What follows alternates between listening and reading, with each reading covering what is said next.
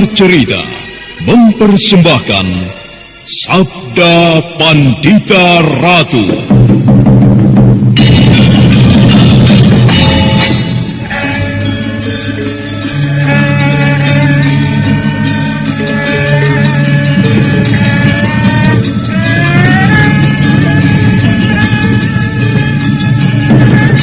Kureguk anggur Mahadewa, kucicipi madu sabdanya. Bumi kuremas dalam genggamanku, matahari dan rembulan kutelan dalam perutku. Apakah mungkin aku akan menjadi bunga yang bisa kau petik dan kau sunting? Sementara jika layu, akan kau campakkan begitu saja, seperti cermin retak yang tak berharga.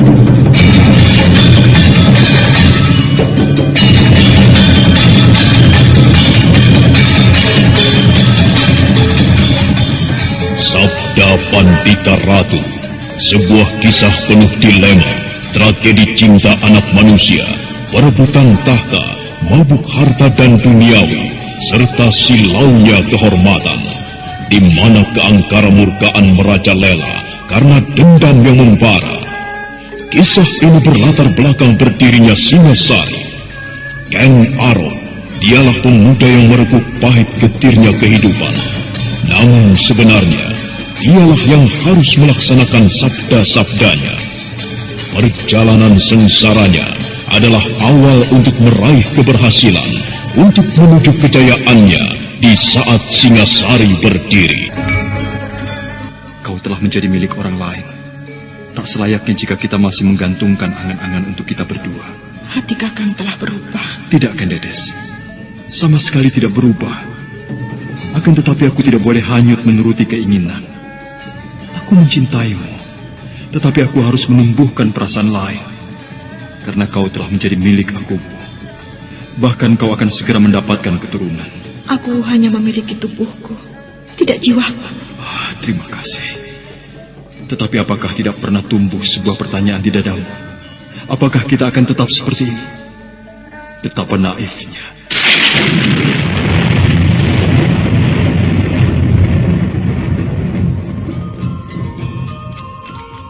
Sabda Pandita Ratu, naskah ditulis oleh Pondra Swasti Langit, diolah oleh Agus Nur Ismail, didukung oleh artis-artis terkemuka, Ferry Fadli, Eli Ermawati, M. Abud, Ivona Rose, dan lain-lain. Teknik dan montase, Ibing Arifin, dengan sutradara Dian Pertiwi. Sabda Pandita Ratu kali ini mengetengahkan episode ke-9 dengan judul Panas Bara Perapian.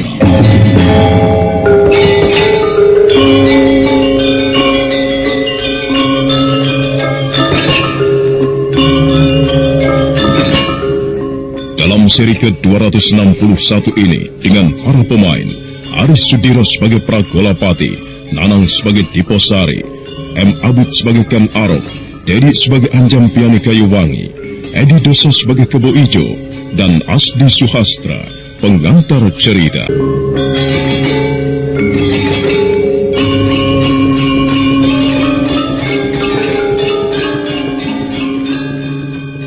Perang tanding antara Pragolapati dan Diposari ternyata berlangsung seimbang.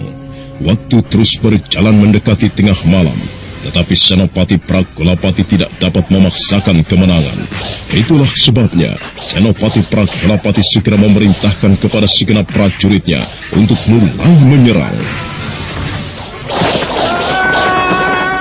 Nasibmu ternyata sangat buruk, Diposari. Jangan hanya bicara. Prajurit, tangkap Diposari. Ya! Ya!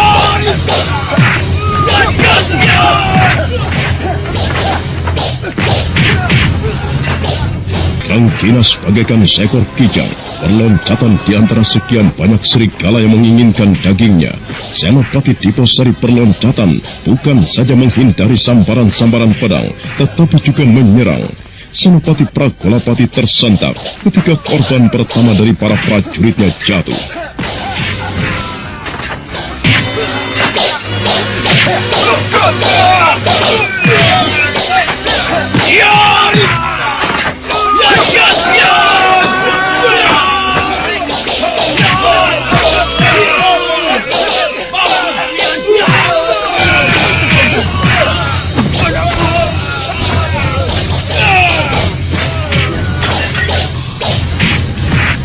Beberapa saat pertempuran yang tidak berimbang terus berlangsung dengan sengit. Senopati Pragolapati merasakan keanehan karena ternyata Senopati Diposari masih mampu bertahan, bahkan seorang demi seorang prajuritnya berjatuhan.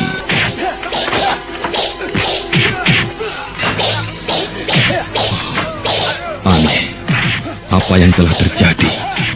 Sulit dipercaya. Ya, Senopati masih mampu bertahan. Tidak masuk akal. Pasti ada yang tidak beres. Aku melihat ada yang tidak beres di antara para prajuritku. Senopati Pragolapati segera mengambil jarak dan dengan cermat dia memperhatikan pertempuran yang sedang berlangsung. Akhirnya dia melihat memang ada sesuatu yang tidak wajar. Berhenti! Prajurit-prajurit Tumapel itu segera berloncatan mundur dan kembali membentuk kepungan yang rapat. Semuanya terbelalak, termasuk Diposari sendiri, ketika di sampingnya telah berdiri seorang lelaki yang nampaknya telah membantunya. Pragolapati menggeram marah. Siapa kau Kisanak? Dan mengapa kau ikut campur dalam urusan ini? Siapa? Tidak terlalu penting. Apa arti sebuah nama? Aku bisa berganti-ganti nama sesukaku. Seperti aku bisa berganti pakaian sesukaku pula. Suatu tindakan yang kurang jantan. Justru di sini aku melihat tindakan yang sama sekali tidak menghargai kejantanan. Dan seenaknya Tuan mengatakan aku tidak menghargai kejantanan. Hanya karena aku tidak mau menyebut siapa namaku. Mengapa kau ikut campur urusan ini, Kisanak? Aku tidak bisa tinggal diam melihat kekejaman yang akan berlangsung di depan mataku. Hah? Jika perang tanding yang terjadi, aku hormati.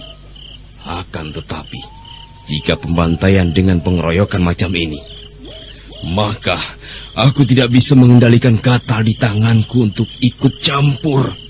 Meski aku tidak tahu persoalan apa yang sebenarnya yang timbul di antara kalian. Orang ini adalah buron Tumapel.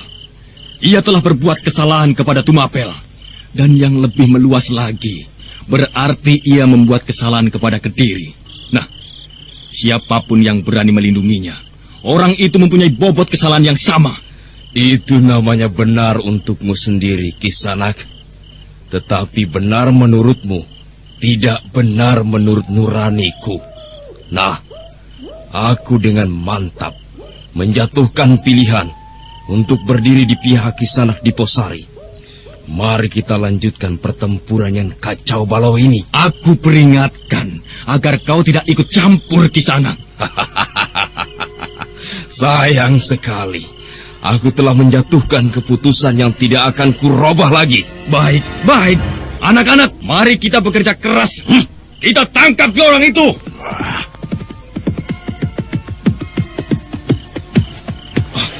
Kuda putih.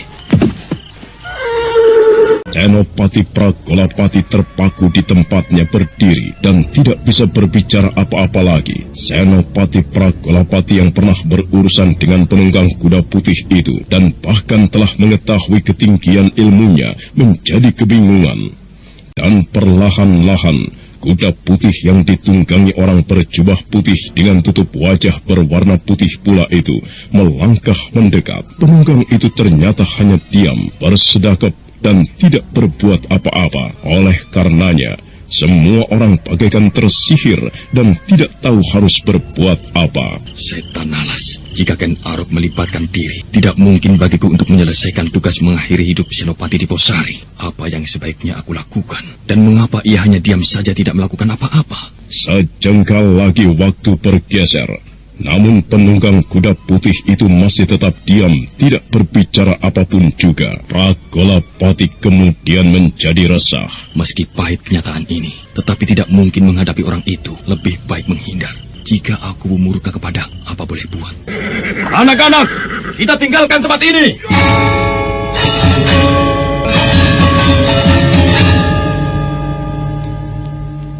Benar-benar sebuah keputusan yang sama sekali tidak diduga-duga oleh para prajuritnya, bahkan juga oleh Diposari yang tiba-tiba merasa telah terlepas dari lubang jarum. Para prajurit segera bergerak, beberapa di antaranya menaikkan teman-teman mereka yang terluka dan bahkan mati ke atas kuda untuk dibawa kembali ke Tumapel. Dan beberapa saat kemudian, manakala waktu terus beranjak, tempat itu telah sepi kembali. Paman, aku belum mengenal Paman. Tetapi Paman telah menolongku dari kematian. Aku mengucapkan terima kasih. Tidak perlu terlalu merasa berhutang budi kepadaku, anak mas. Aku menolongmu karena aku tidak senang melihat ketidakadilan atau kekejaman. Ken Arok, meski aku banyak tidak sependapat dengan ulahmu, aku juga mengucapkan terima kasih. Kehadiranmu mempunyai pengaruh yang besar kepada Senopati Pragolapati. Maaf, anak mas. Benarkah ia Ken Arok? Benar, Paman. Ia Ken Arok. Anak mas Ken Arok. Ya, ternyata begitu mudahnya aku menemukan anak mas Ken Arok di sini. Anak mas, aku membawa berita dari Empu Gandring. Silahkan anak mas membuka tutup wajah itu. Panunggang kuda putih berjubah putih itu segera meloncat turun. Perlahan-lahan orang itu segera membuka tutup wajahnya dan tersentaklah Senopati Diposari. Kebo Ijo, kau Kebo Ijo. Iya, aku. Ternyata kau. Aku hanya meminjam kebesaran nama Ken Arok untuk menolongmu. Ternyata nama Ken Arok terlampau besar bagi Senopati Pragolapati. Bukan main. Kau melakukan permainan yang bisa membahayakan dirimu, Kebo Ijo. Ternyata perhitungankulah yang benar. Anak mas berdua. Jadi anak mas berdua rupanya mengenal baik Angger Ken Arok. Aku sahabatnya, Paman. Tetapi siapakah Paman ini? Namaku Anjan Piani Kayuwangi. Aku menempuh jarak yang cukup jauh sampai di Tumapel ini. Ya, untuk bertemu dengan Ken Arok. Apakah anak mas Kebo Ijo bisa membantuku? Ken Arok berada di penjara, Paman. Penjara? Iya. Apa kesalahannya? Ya, sehingga ia dipenjara. Bukankah selama ini ia telah mengabdi kepada aku? Paman, Ken Arok adalah manusia biasa. Sebagai manusia biasa, ia juga tidak luput dari kesalahan. Dan Ken Arok telah berbuat kesalahan. Ia telah menjadi perampok dan mengacau Tumapel. Demikian. Sungguh aku tidak pernah menduganya. Beberapa lamanya aku bergaul dengan anak mas Ken Arok ketika berada di ujung timur Pulau Jawa. Aku tidak pernah membayangkan ia akan melakukan hal seperti itu. Tetapi janganlah dulu menyalahkan Ken Arok, Paman. Meskipun ia seorang perampok, akan tetapi perampok yang berhati baik. Ia merampok dan kemudian membagi-bagikan rampokannya kepada kaula alit yang hidupnya serba kekurangan. Lalu, adakah sebuah cara yang bisa aku pergunakan untuk bertemu dengan anak mas Ken Arok? Saya akan membantu. Saya persilahkan Paman tinggal di rumah saya. Saya akan menghubungi Ken Arok. Baiklah anak mas. Aku terima tawaran itu. Dan aku mengucapkan terima kasih. Dan bagaimana dengan kau sendiri, Kakang Diposari? Aku akan melanjutkan perjalananku. Aku akan kembali ke kampung halamanku, mengungsikan orang tuaku dan adik-adikku, agar mereka tidak menanggung akibat dari apa yang telah aku lakukan. Dan setelah itu, aku akan ke Kediri. Oh, baiklah, Kakang. Aku berdoa untukmu. Semoga kau selamat. Dan semoga kau bisa mengabdikan diri sebagai seorang prajurit di Kediri, di lingkup keprajuritan yang lebih luas dari Tumapel. Paman Anjampiani, aku sangat berhutang budi kepadamu. Sekali lagi, aku mengucapkan terima kasih atas pertolongan Paman kepadaku. Dengan menggunakan kuda putih yang dibawa oleh Kebo Ijo, Diposari segera melanjutkan perjalanan. Kuda dipacu dengan kencang, seolah khawatir jika Pragolapati menyusulnya dengan pasukan yang lebih besar.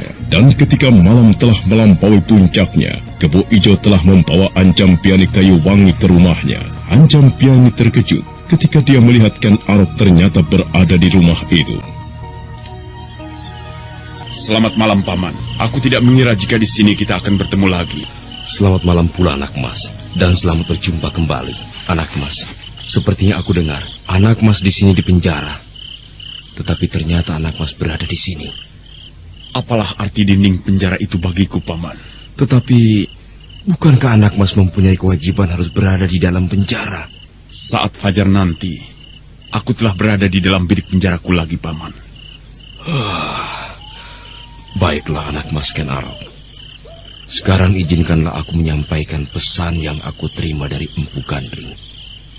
Apakah keris yang aku pesan itu telah selesai? Belum, anak mas. Bahkan yang terjadi, Empu Gandring tidak mampu menguasai bongkahan logam itu.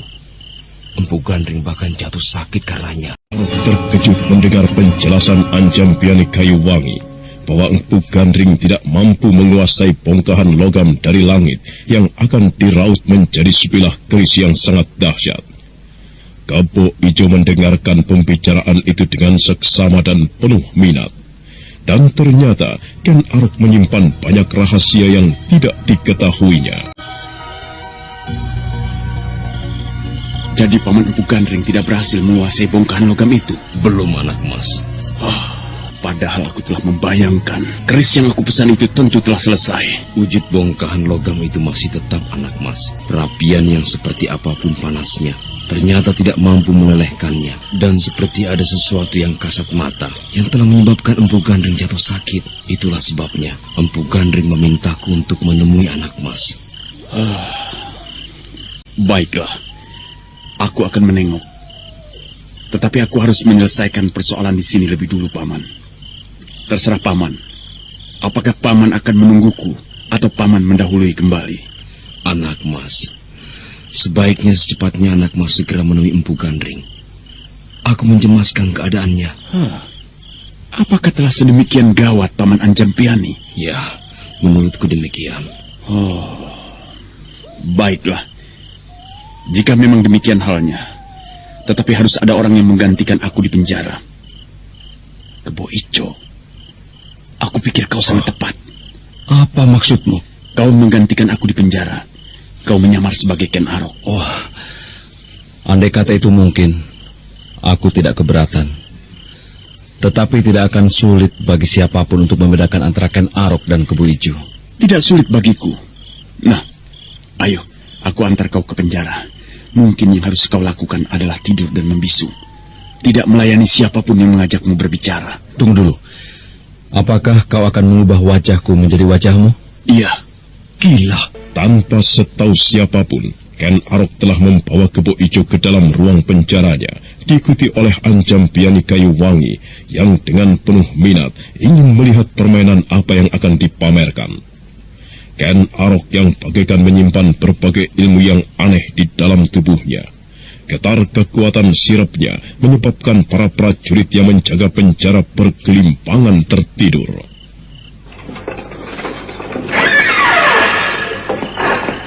Nah, inilah tempatmu untuk beberapa hari ini, Kebo Ijo. Begitu sempit dan pengap. Sebuah pengalaman yang menarik untukmu, yang mungkin di kelak kemudian hari bisa kau pergunakan sebagai bahan cerita yang akan kau tuturkan kepada anak dan cucumu. Baiklah. Lalu apa yang harus aku lakukan sekarang? Berdirilah dan pandanglah aku. Pandanglah aku. Pandanglah aku dan bayangkan kau adalah aku. Pandang sekujur tubuhku dengan seksama. Pandang aku. Bayangkan kau adalah aku. Pandang aku. Bayangkan kau adalah aku. Kebo Ijo menuruti apa yang menjadi permintaan Ken Arok. Dipandanginya tubuh Ken Arok dari kepala hingga telapak kakinya. Beberapa saat lamanya, pandangan Kebo Ijo tertuju kepada kelopak mata Ken Arok yang dirasakan bagaikan menyimpan getaran-getaran luar biasa dan aneh yang langsung menyusup melalui aliran darah dan bahkan menggerataki permukaan otaknya. Hanjam Piani menggeleng-geleng. Dia tidak mengira Ken Arok memiliki ilmu yang aneh-aneh, seolah berbagai ilmu tersimpan di dalam tubuhnya. Hanjam Piani Kayu Wangi terbelalak ketika melihat kabut tipis tiba-tiba muncul dan tidak diketahui dari mana asalnya, yang kemudian menyelupungi tubuh Kebo Ijo. Wujud Kebo Ijo semakin temaram, seolah dia berada di dunia lain, dunia yang berada di antara ada dan tiada. Berupa bayang-bayang yang tidak jelas di temaram yang berada di pelukan bayangan yang tidak jelas. Dan wujud yang kabur itu bergerak semakin jelas dan semakin jelas. Hanjam Piani Kayu Wangi terbelalak melihat wujud Kebo Ijo yang telah berubah sama sekali. Hanjam Piani menyaksikan Ken Arok kembar. Bukan main. Sulit dipercaya jika aku tidak melihatnya sendiri. Apa yang dilakukan anak mas Ken Arok jelas sebuah ilmu bayangan semu yang telah menggapai tataran yang sangat tinggi. Wujud anak mas Kebo Ijo telah berubah sama sekali. Kebo Ijo, kau merasakan adanya perubahan? Iya. Andai kata ada cermin, kau akan bisa melihat wujudmu telah berubah sama sekali. Kau adalah aku, Kebo Ijo. Nah, Kebo Ijo, camkanlah. Kau sekarang tengah berperan sebagai Ken Arok. Tempatilah penjara ini untuk beberapa hari menggantikan aku. Dan ingat, pantangan yang harus kau lakukan agar kau tidak kamanungsan. Jangan keluar dari ruangan ini. Ruangan ini telah aku lindungi dengan tabir ilmuku. Sedapat-dapatnya, jangan kau layani siapapun yang mengajakmu berbicara.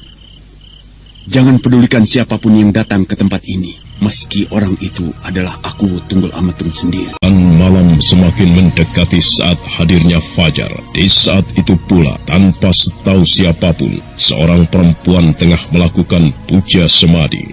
Di sebuah ruang pamujaan, Ken Dedes yang hamil muda, dengan rambutnya yang panjang terurai, tengah mengheningkan cipta, mengenyahkan karsa, kecuali untuk satu hal, melacak dengan mata hatinya di mana Kameswara berada. Beberapa saat lamanya Ken Dedes dalam puja semadi, dan dalam kesunyian Talenging Ati membayangkan sosok pemuda yang berpakaian lusuh tengah tertidur. Dan seperti ada sambung rasa melalui getar mimpi, Kameswara tersentak bangun. Ken Dedes, aku bermimpi. Aku memimpikan Ken Dedes. Begitu jelas, begitu tegas. Ia seperti berada dalam kesulitan dan meminta kehadiranku. Ken Dedes, benarkah ia dalam keadaan seperti yang ada dalam mimpi itu? Benarkah demikian? Bukan sembarang mimpi, tetapi aku yakin ini keadaan yang sebenarnya. Ken Dedes mengalami kesulitan dan ia membutuhkan aku. Ken Dedes membutuhkan pertolonganku. Ken Dedes, aku mencintaimu. Rasanya aku ingin memilikimu, menjadikan kau ratu dalam kehidupanku. Tetapi aku seperti menggapai bulan di langit, menggapai mimpi yang tidak mungkin menjadi kenyataan. Ken Dedes. Sejak peristiwa yang nyaris tidak masuk akal di kawasan Bumi Belambangan, Kameswara seperti kehilangan semangat dan gairah untuk berbuat sesuatu. Dia berjalan tersaruk-saruk menyusuri panjang jalan, menginap di bawah luasnya langit, tidak peduli panas dan hujan. Di dalam buntalannya terdapat bungkusan kain yang ia pergunakan menyimpan abu, jasad Biku Dewa Hastu yang telah disempurnakan. Kematian dengan membakar jenazahnya. Sementara itu di tempat lain. Apa yang baru saja kau lakukan, permaisuriku? Hamba baru saja dari Sanggar Pamujan, Tuanku. Dari Sanggar Pamuja? Benar. Kau baru saja memuji doa? Benar, Tuanku. Bukan main. Kenapa? Apa yang kau pinta dalam puji doamu, Ken Dedes? Hamba memohon kepada Yang Batara Agung agar hamba diperkenankan memiliki kebahagiaan yang utuh, agar hamba dikaruniai keturunan yang berguna bagi negara, berbakti kepada negara, berbakti pula kepada ayah dan ibunya. Bukan main. Betapa indah kata-katamu, Ken Dedes. Indah dan menyejukkan serta memberi ketenangan kepada batinku. Aku bangga terhadapmu, Ken Dedes. Tumapel. Aku telah berada di Tumapel. Dan Ken Dedes, ia tidak di Panawijan lagi, tetapi di Tumapel menjadi seorang permaisuri.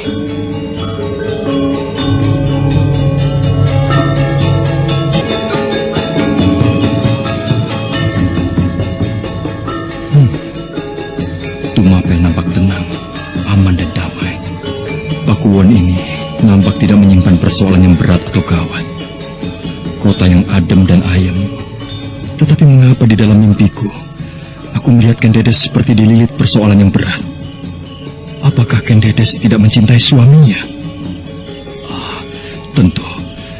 Tentu Ken Dedes tidak bisa mencintai lelaki lain kecuali aku. Jika ada orang yang memilikinya, maka orang itu hanya memiliki tubuhnya, tidak jiwanya. Aku akan menelusuri terus lorong-lorong di kota ini. Aku tentu akan menemukan di mana letak istana Pakuan Tumapel. Kameswara terus berjalan sampai akhirnya langkahnya membawanya ke sebuah alun-alun. Dan di sebelah selatan alun-alun itu terdapat sebuah pendopo. Kameswara segera bisa memastikan bahwa pendopo itu tentu bagian dari sebuah istana. Menilik beberapa prajurit sedang berjaga-jaga di sana. Beberapa saat kemudian Kameswara tiba di depan regol istana. Beberapa prajurit hilir mudik, tetapi aneh, semuanya tidak melihat Kameswara. Aji Panglimunan menyerubungi tubuh, dan para prajurit penjaga itu tidak ada yang melihatku. Dalam lindungan Aji Panglimunan, bagian ilmu palwariung laut yang dipelajarinya menyebabkan Kameswara tidak nampak oleh siapapun. Kameswara berjalan ke dalam lorong-lorong yang berada di dalam istana Pakuan Tumapel. Ini adalah bagian induk. Nampaknya rumah ini adalah kediaman pribadi Aku Tunggul Ametung. Tentunya Ken Dedes berada di tempat ini pula. Baiklah, aku akan mencoba menggunakan sebuah cara untuk menghubunginya. Akan tetapi sebelumnya aku akan menyebar sirup dulu. Kameswara berdiri tegak di halaman samping. Tangannya kemudian bersedekap dan seperti mendapat pengaruh. Udara bagaikan bergolak, membawa pesan atas rasa kantuk. Para dayang emban dan prajurit pelayan dalam bergelimpangan tertidur di tempatnya. Apa yang aku lakukan ini adalah suatu hal yang tidak patut. Aku seperti mencuri. Ken Dedes telah menjadi milik orang lain, dan aku menghubunginya dengan cara seperti ini. Sudahlah, aku tidak perlu peduli akan hal itu. Niatku baik. Ken Dedes seperti mengalami kesulitan. Aku datang bermaksud menolongnya, tanpa maksud mengusik rumah tangga mereka. Aku akan menggunakan aji pamelingan. Ken Dedes, Ken Dedes, Ken Dedes. Ini aku, Kameswara. Aku telah datang, Ken Dedes. Ini aku, Kameswara. Aku mendengar suara Kakang Kameswara. Bermimpikah aku? Ken Dedes, ini aku, Kameswara, telah datang memenuhi permintaanmu. Temuilah aku berada di halaman. Kakang Kameswara? Benar, iya Kakang Kameswara. Dengan sangat hati-hati, Ken Dedes turun dari tempat tidurnya. Dia berjalan berjingkat menuju ke arah pintu. Dibukanya perlahan-lahan, tidak berderit. Ken Dedes terus berjalan menuju halaman. Dan kemudian, dalam keremangan cahaya obor di pendopo, Ken Dedes melihat seseorang berdiri menunggunya. Kakang Kameswara. Kita bertemu lagi, Ken Dedes. Kakang, aku telah menjadi istri Aku Tunggul Ametung. Maafkan aku, Kakang. Itulah takdir, Ken Dedes. Kau tidak perlu minta maaf kepadaku. Aku ikut bahagia karena kau telah menjadi seorang permaisuri. Ken Arok telah menceritakan kepadaku. Aku juga telah hamil, Kakang. Aku ikut gembira, Ken Dedes. Tetapi ayah bayi yang aku kandung bukan kau. Sudahlah, Ken Dedes. Yang berbicara di hadapan kita adalah takdir. Pepesten yang tidak mungkin dielakkan. Meski kita mempunyai keinginan yang lain, tidak ada yang perlu disesali. Aku datang menemuimu karena aku melihat kau dalam kesedihan. Dalam mimpiku, aku melihatmu mengalami kesulitan. Jika demikian, puja-pujiku kepada Dewa, kepada Yang Batara Agung, telah sampai pula kepadamu, Kakang. Aku berdoa, semoga kau datang dan bisa membantu masalah yang timbul di sini, Kakang. Aku akan membantumu, Ken Dedes. Nah, berceritalah. Kesulitan apakah yang kau hadapi? Kerinduan kepada lelaki yang dicintainya menyebabkan Ken Dedes tetap memeluk erat-erat Kameswara. serasa tidak ingin melepaskannya lagi. Dan kemudian berceritalah Ken Dedes dari awal hingga akhir. Kameswara mendengar tutur itu dengan seksama. Itulah yang telah terjadi, Kakak. Oh, Ken Arok telah menjadi gila. Tidak ada yang mampu menghentikannya kegilaannya. Tidak ada yang mampu mengimbanginya, kecuali Kakang Kameswara. Dan penjara tentu saja tidak ada artinya bagi Ken Arok. Penjara tidak lebih dari tempat tinggal yang dapat ditinggalkan dan didatanginya setiap saat dan semaunya. Baiklah, Ken Dedes. Aku akan berbicara dengannya. Kakang, aku ingin memperkenalkan kau dengan suamiku. Bagaimana? Aku tidak keberatan. Tetapi apakah sekarang? Tentu tidak. Besok, Kakang bisa datang seperti sewajarnya. Kakang mengajukan permohonan untuk menghadap. Baiklah, aku akan memenuhi permintaanmu. Sekarang kau kembalilah, dan aku akan berjalan-jalan menelusuri lorong-lorong di kota Tumapel. Siapa tahu, aku akan berpapasan dengan penunggang kuda putih berjubah putih itu. Masuklah, Ken Dedes. Jangan dulu, Kakang. Kenapa, Ken Dedes? Aku masih kangen kepadamu. Anak Mas Kenaro. Benar. Wah, syukurlah anak Mas telah datang. Bagaimana keadaan empu? Tubuhku lemas, anak Mas. Aku seperti kehilangan kekuatanku. Aku lumpuh dan tidak mampu bergerak. Bongkahan logam itu ternyata tidak terlawan olehku. Panas bara perapian yang macam apapun tak mampu melelehkannya. Itulah yang terjadi, Ger. Di mana bongkahan logam itu sekarang, Paman? Di belakang, Nak Mas. Aku tempatkan di bilik khusus untuk membuat keris dan pusaka. Baiklah, aku akan menengoknya. Bagaimana perjalanan Adi Anjampiani? Tentu kau merasa capek sekali. Ya, sebuah perjalanan yang menyenangkan, Kakang. Meski tubuhku sedikit lelah, namun keadaanku masih lebih baik dari keadaanmu sekarang. Aku telah merepotkanmu. Untuk beberapa saat lamanya, kau tertahan di sini. Jangan pikirkan itu, Kakang. Adi, tolong kau temani Ken Arok. Baik, Kakang.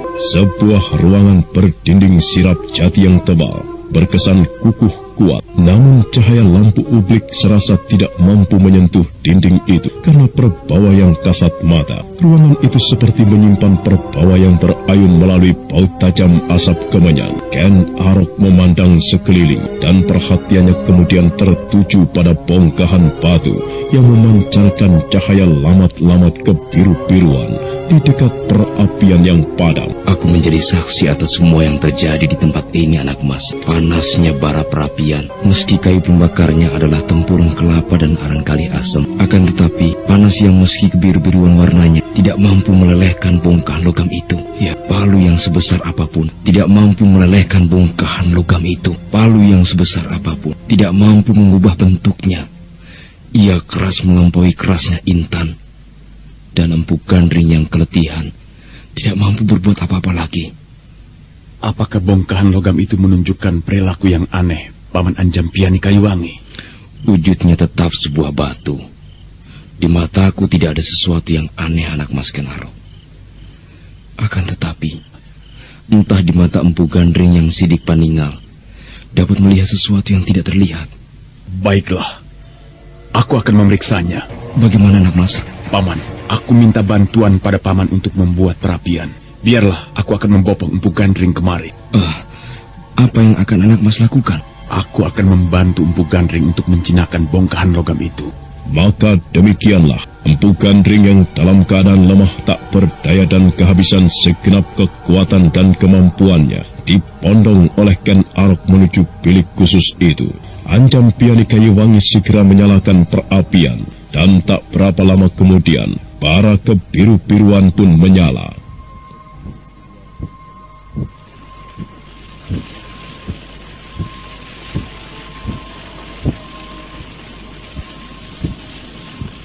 Dua buah pompa yang terbuat dari pohon jambe dihembus bergantian oleh anjam bianik kayu wangi.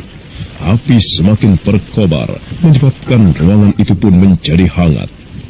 Pompa itu pun ditekan bergantian. Api kian berkobar menjilat-jilat. Apa yang akan kau lakukan, Ken Arok?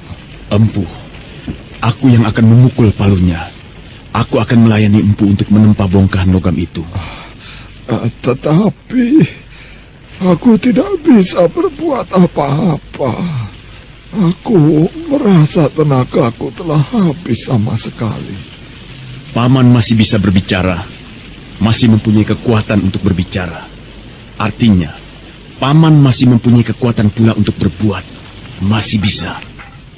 Ayolah Paman, bangkitlah. Dan aku akan melayani Paman untuk menguasai bongkahan yang ternyata masih juga liar. Empu Gandring memandang Ken Arok dengan seksama. Orang tua itu pun kemudian mencoba untuk tersenyum dan menumbuhkan kemampuan untuk berbuat sesuatu. Dengan sedikit gemetar, dia mencoba bangkit. Ken Arok dengan tangkas membantunya.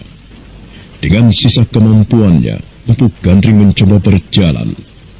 Empu Gandring memandang Ken Arok ketika dia rasakan dari tangan pemuda aneh dan sakti mandraguna itu mengalir kekuatan baru yang menerobos aliran darahnya, dan Empu Gandring telah mampu berdiri kembali. Ken Arok segera mengambil palu yang besar, dan di bawah pimpinan Empu Gandring, palu itu terayun dan terayun. Hantam terus, dan jangan sampai berhenti hingga kekuatan yang berada di dalam bongkahan logam itu berhasil anak mas kuasai.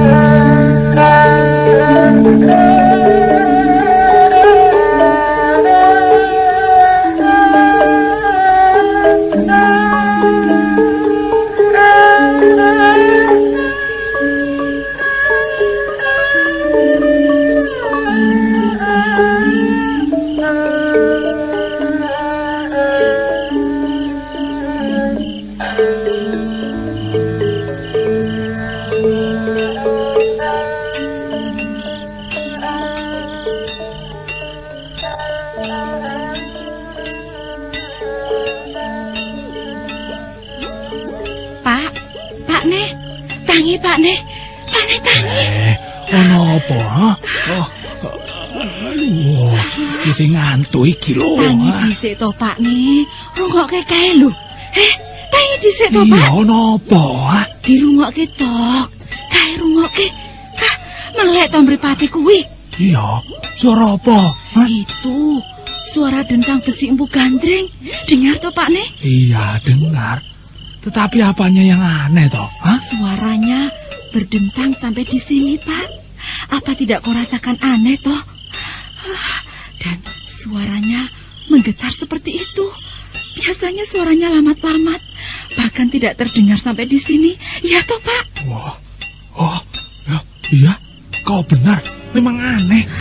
Ada apa ya? Wah, entahlah.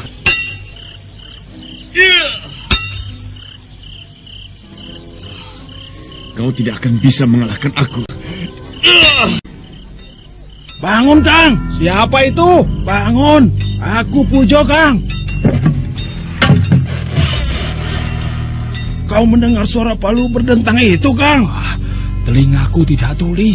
Aku mendengarnya sejak tadi. Apa yang dilakukan Empu Gandring itu, Kang? Malam-malam seperti ini membuat suara mengerikan. Jangan-jangan Empu Gandring marah. Dengar, betapa dasarnya suara itu. Rumah Empu Gandring jauh berada di barat sungai, tetapi gema dentang besinya sampai di sini. Wah, bagaimana kalau kita mendekati rumahnya? Kita lihat apa sebenarnya yang dilakukan oleh Empu Gandring. Baik, aku sependapat, Kang. Maka demikianlah desa yang terpencil itu seperti terbangun. Tidak ada seorang pun yang masih bisa bertahan tidur karena semua terusik ketenangannya. Bayi dan anak-anak menangis ketakutan dan beberapa orang lelaki memberanikan diri mendekati rumah Empu Gandring.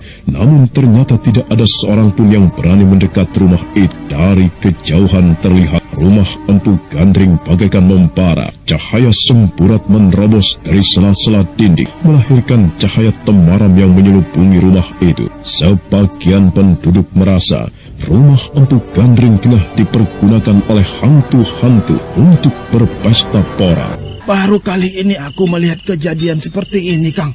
Jo, menurutmu apa yang terjadi? Empu Gandring mungkin sedang kesurupan. Tidak mungkin kalau tidak kesurupan. Tidak biasanya palu besi yang diayunkan Empu Gandring terdengar sangat keras dan mengerikan seperti itu. Jangan-jangan bagaimana tuh, Kang? Ya, jangan-jangan yang melakukan itu bukan Empu Gandring, Jo. Lalu siapa menurutmu, Kang? Lihat cahaya itu. Rumah Empu Gandring seperti diselubungi oleh kabut. Dan cahaya aneh menyelubungi pula. Wah, itu bukan perbuatan manusia, Jo. Tentu perbuatan hantu. Hantu? Iya, hantu. Hantu yang melakukan. Wah, tidak mungkin kalau bukan hantu. Aku akan mengalahkanmu. Aku akan mengalahkanmu. Hiya! Hiya! Hiya! Hiya!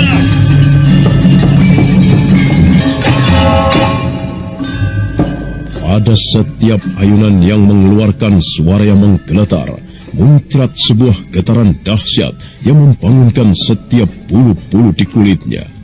Dan bagi Empu Gandring yang dengan ketajaman mata hatinya mampu menilai, yang terjadi seolah sebuah pertarungan yang sangat dahsyat antara Ken Arok melawan kehidupan yang kasat mata, kehidupan yang tidak terlihat dan masih bersarang di dalam bongkahan logam itu. Kehidupan di suatu waktu pernah menghancurkan kawasan yang luas di bumi Belambangan, membunuh banyak orang, menyergap dengan kabut-kabutnya, dan hanya menyisakan tulang belulangnya.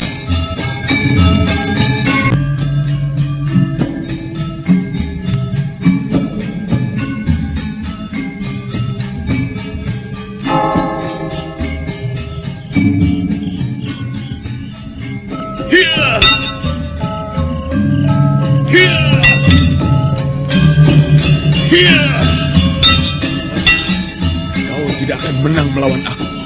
Kau tidak akan menang melawan Ken Arok. Hiya! Wah, bukan main. Benar-benar luar biasa. Dihentak terus-menerus dan tiada habis-habisnya. Bongkah logam yang membandel itu kini mulai pijar. Cukup. Cukup, Ken Arok. Bagaimana, Paman? Bongkahan itu mulai membara. Lihat. Artinya Ia bisa dibentuk setelah panas api telah membuatnya menyala merah. Adi Anjampiani. Bagaimana, Kakang? Terus pompa sekuatnya, Di. Baik, Kakang. Jika bongkahan logam itu pijar anak Mas Ken Arok, berarti jiwa yang hidup di dalamnya telah berhasil ditumpas. Yang tinggal adalah pamornya. Pamor logam itu yang maha dahsyat. rasanya aku tidak sabar lagi untuk segera memegangnya dalam wujud keris yang telah jadi. Untuk membuat sebilah keris dari benda itu membutuhkan persyaratan yang tidak gampang, anak mas, dan juga menelan waktu lama. Aku minta anak mas sabar menunggu sampai kelak keris itu selesai.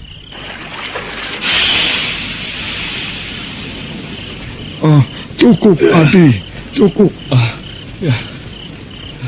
Marilah bersama-sama kita pindahkan pungkan itu ke landasan. Kita pergunakan penjepit baja itu. Mari Adi Anjampiani, kita angkat bersama-sama. Anak Mas berada di sebelah sana. Gunakan penjepit itu. Ya, baik, Paman. Nah, Nak Mas Kenarok, mari kita ulangi lagi. Kita bentuk pungkan logam itu seperti kehendak kita. Baik, Paman. Dan apa yang aku lakukan, Kakang? Bantulah Nak Mas Kenarok dengan memukulnya bergantian. Baik. Aku siap. Mari kita mulai. Semoga Hyang Batara Agung memberi izin kepada kita untuk membentuk sebuah pusaka yang tiada tara. Mari, silakan dimulai. Waktu terus bergerak merayap menuju ke arah pagi, dan fajar kemudian menyingsing. Ken Arok telah menyelesaikan pekerjaannya dengan baik. Meski semalaman tidak tidur, tetapi tidak terlihat keletihan yang membayang di wajahnya. Saat matahari menyembul di antara pepohonan, Ken Arok bermaksud kembali ke Tumapel. Paman Empu, Bagaimana, Nak Mas? bulan depan aku akan kembali. Aku berharap keris itu telah selesai. Tidak bisa, Nak Mas. Pekerjaan ini bukanlah pekerjaan yang mudah. Sebulan tidak cukup. Jika Paman memusatkan perhatian kepada pekerjaan itu, tentu bisa. Masalahnya bukan sekedar pekerjaannya, Nak Mas. Akan tetapi dorongan laku yang harus aku kerjakan. Setidak-tidaknya, aku harus melakukan puasa selama 40 hari. Dan kemudian aku lanjutkan dengan pati geni selama sepekan lamanya. Itulah waktu yang paling cepat. Akan tetapi, menilik pungkan logam itu tidak sewajarnya. Tentu membutuhkan waktu yang lebih lama lagi. Baiklah, jika memang demikian. Tetapi tetap saja aku meminta kepada Paman untuk mengerjakan secepat-cepatnya. Ya, akan aku usahakan, Nak Mas. Setelah berbincang-bincang beberapa saat, Ken Arok kemudian berpamitan. Di bawah siraman matahari hangat di pagi hari, pemuda aneh itu memacu kudanya menuju Tumapel. Empu Gandring yang berjalan tertatih-tatih karena masih merasakan sedikit lemah, mengantarkan kepergian Ken Arok bersama Anjampiani Kayu Wangi di regol halaman. Nah, apa yang akan terjadi kemudian? Saudara pendengar, untuk mengetahui jawabannya, silakan mengikuti kelanjutan kisah ini dalam seri berikutnya. Sampai jumpa.